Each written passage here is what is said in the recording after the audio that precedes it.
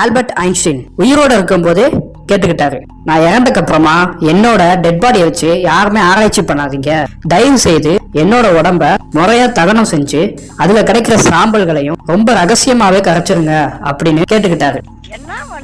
ஐன்ஸ்டீனோட இந்த ஒரு ஆசை மட்டுமே நிறைவேறாமலே போயிருச்சான். அப்படிப்பட்டவரோட மூளையை வச்சே பல வேலையை பார்த்திருக்காங்க. அவரோட மூளை எப்படி திருடப்பட்டது, அதை வச்சு என்னென்ன ஆராய்ச்சி எல்லாம் பண்ணி என்ன ரிசல்ட் எல்லாம் வந்துச்சுன்றத பத்தி இந்த வீடியோல பார்க்கலாம். இட்ஸ் விபிகே மக்களே, இது நமக்கான நேரம். ஸோ கொஞ்சம் பாசிட்டிவா பேசலாமே. உலகத்துல இருக்கிற சிறந்த விஞ்ஞானிகளோட லிஸ்ட்ல எடுத்து பார்த்தோம்னா கண்டிப்பா ஆல்பர்ட் ஐன்ஸ்டீனோட பேர் இல்லாம இருக்கவே இருக்காதுங்க.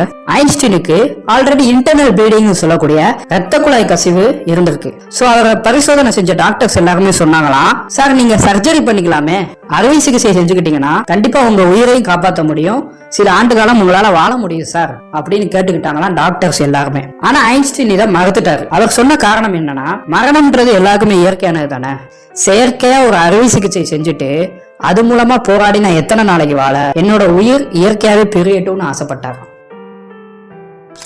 அதனால சர்ஜரியும் அவர் கடைசி வரைக்கும் பண்ணிக்கல. 1955 பிரின்ஸ்டன் யூனிவர்சிட்டியில ஐன்ஸ்டீன் தன்னோட 76வது வயசுல அவர் ஆசைப்பட்டது போலவே அறுவை சிகிச்சை செய்து கொள்ளாமல் இயற்கையாவே வாழ்ந்து இயற்கையாவே இறந்து போயிட்டார். ஆமா, இவரோட மூளை எப்படி திருந்தாங்க, வேற எப்படி? போஸ்ட்மார்ட்டம்னு கேள்விப்பட்டிருப்போமே. பொதுவாவே ஒருத்தர் எப்படி இறந்தார் அப்படின்றதையும் அவரோட உடம்புல என்னென்ன வியாதிகள் இருக்கு அப்படின்றத டெஸ்ட் பண்றதுக்காக போஸ்ட்மார்ட்டம் அப்படின்னு சொல்லக்கூடிய உடற்கூறு ஆய்வு செய்வாங்க. சோ அதுபடியே உடற்கூறு ஆய்வு செய்யறதுக்காக நோயியல் நிபுணர் மிஸ்டர் தாமஸ் ஸ்டோல்ஸ் ஹார்வே அப்படின்றவரை கூப்பிட்டிருக்காங்க. அவர்தான் கதையிலேயே ஒரு பெரிய டர்னிங் பாயிண்ட். தாமஸ் ஹார்வே என்ன நினைச்சாரு தெரியல, இவ்வளவு அறிவுள்ள ஒரு மனுஷனோட உடம்ப நம்ம உடற்கூறு ஆய்வு செஞ்சுக்கிட்டு இருக்கோம், இதோட நல்ல சான்ஸ் கிடைக்காது, மூளையை எடுத்து ஏதாவது ஆராய்ச்சி பண்ணி பார்க்கலாமா, ஏதாவது கிடைக்குமா அப்படின்னு ரொம்ப கியூரியாசிட்டியில அவரோட மூளை எடுக்கிறதுக்கு பிளானும் போட்டுட்டாரு.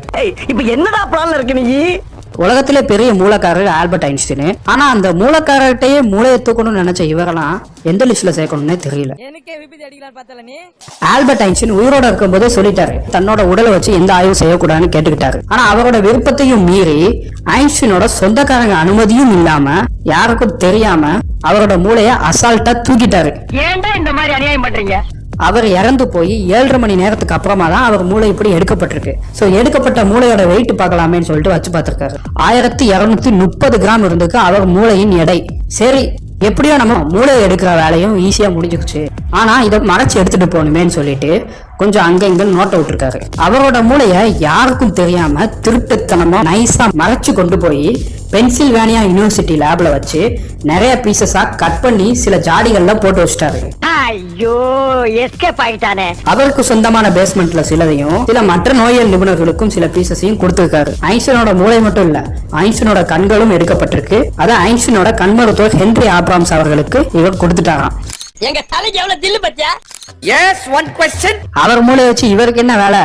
தாமஸ் ஹார்வே அவரோட பேஸ்மெண்ட்ல ஐன்ஸ்டீனோட மூளையை பதப்படுத்தி இவரோட மூளையில ஏதாவது ஒரு விஷயம் கண்டிப்பா வித்தியாசமா இருக்கும், அதை எப்படியாவது நம்ம கண்டுபிடிக்கணும், இதை பத்தி நம்ம நிறைய தெரிஞ்சுக்கணும்னு 40 வருஷம் இவரோட மூளையை ஆராய்ச்சி பண்ணி இன்ட்ரெஸ்டா படிச்சிருக்காரு. 40 வருஷம் ஆராய்ச்சி பண்ணி படிச்சிருக்காரு. அவரோட மூளையை தலையிலிருந்து ஃப்ரெஷ்ஷா எடுக்கும் போது நிறைய ஆங்கிள் இருந்து அவர் போட்டோ எடுத்து வச்சிருந்திருக்காரு. அப்புறம் 40 வருஷம் வயசு போனதுக்கு அப்புறமா மனுஷன் என்ன நினைச்சாரோ தெரியல, இதை பத்தி வெளி உலகத்துல பேசாம சொல்லிடுவோம் அப்படின்னு அவர் மனசுக்குள்ள ஒரு நினைப்பு வந்து என்னுடைய பொது வாழ்க்கையில இருந்து ஓய்வு பெறலாம்னு முடிவு பண்ணிட்டேன். அதனால அங்க இருக்கிற ஃபேமஸ் சயின்டிஸ்ட் எல்லாருக்குமே இந்த இன்ஃபர்மேஷனை சொல்லி 46 பீசஸா கட் பண்ண ஐன்ஸ்டீனோட மூளை துண்டுகளை அப்படியே கொடுத்துட்டாரு. ரொம்ப சந்தோஷப்பா. சரி, சயின்டிஸ்ட் இதை வச்சு என்ன பண்ணாங்க, இதுல ஏதாவது ரிசல்ட் கிடைச்சுச்சா? இது ஒரு நல்ல கேள்வி. கிடைச்சிச்சு. 1999 ஐன்ஸ்டீனோட மூளைய நல்லா ஆராய்ச்சி பண்ணி படிச்சு பார்த்ததுல சயின்டிஸ்ட் எல்லாம் அப்படியே ஷாக் ஆயிட்டாங்க. நார்மலா ஒரு மனுஷனோட மூளையை ஒப்பிட்டு பாக்குறப்போ ஆல்பர்ட் ஐன்ஸ்டீனோட மூளையில 17% அதிகமா நியூரான்ஸ் இருந்திருக்கான். நியூரான்ஸ்னா இன்ஃபர்மேஷன் மெசஞ்சர், தகவல் தூதர்கள். நம்ம மூளையில இருந்து நம்ம உடம்பு இந்த வேலையை செய்ய அந்த வேலையை செய்யணும் தகவல் அனுப்புது பாத்தீங்களா, அதுதான் நியூரான்ஸ். அதாவது அதிகமான சைனாப்சஸ் அவரது மூளையில் இருந்தது. சைனாப்சஸ் என்பது ஒரு மனித உடலில் உள்ள 2 நரம்பு செல்கள் இடையேயான இணைப்பு. சோ இதுவே அவருக்கு அதிகமான பிரெயின் பவர்னு சொல்லக்கூடிய மூளை ஆற்றலை கொடுத்திருக்கு. இதுக்கு மேல சில சுவாரஸ்யமான தகவல்கள் என்ன சொல்லுதுன்னா, எல்லோரோட மூளையிலுமே சில சுருக்கங்கள் இருக்குமா, அதை பெரைட்டல் ஓப்பர்குலம்னு மெடிக்கல் டேர்ம்ல சொல்லுவாங்க. ஆனா அவருக்கு அது மிஸ் ஆகி இருக்கு. இந்த ரீசன்னாலதான் அவரோட பெரைட்டல் லோப் அப்படின்ற அளவு 20% அதிகமா இருந்திருக்கான். இயற்கையாவே சில பேத்துக்கு அப்படி ஒரு அமைப்பு இருக்கும். பெரைட்டல் லோபோட அளவு யாருக்கெல்லாம் அதிகமா இருக்குதோ அவங்க மூளையோட கற்பனை திறன் ரொம்ப அதிக அளவுல பூஸ்ட் ஆகிட்டே இருக்குமா. இது ஐன்ஸ்டீனுக்கு கிடைச்ச மிகப்பெரிய லக்குன்னே சொல்லலாம். ஐன்ஸ்டீன் அவர்களின் மூளையானது மேக்ஸ் ஸ்கில்ஸ் மற்றும் மென்டல் இமேஜஸ், அதாவது எண்கணிதம் மற்றும் கற்பனை திறனில் அவரோட மூளை பகுதி அதிக ஆதிக்கம் செலுத்துதான். 3Dலயே படம் எடுக்கிற அளவுக்கு இவ்வளவு பெரிய மெசேஜ் சொல்லிட்டேன். சயின்டிஸ்ட் ரிசர்ச் பண்ணி சொல்லிட்டாங்க. அப்புறம் அவர் மூளை என்னாச்சு? 2010ஆம் ஆண்டுல ஹார்வியோட வாரிசுகள் இருக்காங்களா, அவங்க ஐன்ஸ்டீனோட மூளை உள்ளடக்கிய எல்லா பகுதிகளையுமே national museum of health and medicine, தேசிய சுகாதார மற்றும் மருத்துவ அருங்காட்சியகத்திற்கு ஒப்படைச்சிட்டாங்க. இப்படி கொடுக்கறப்போ அவரோட மூளை பீஸா கட் பண்ண துண்டுகள் தான் கொடுக்கப்பட்டுச்சு.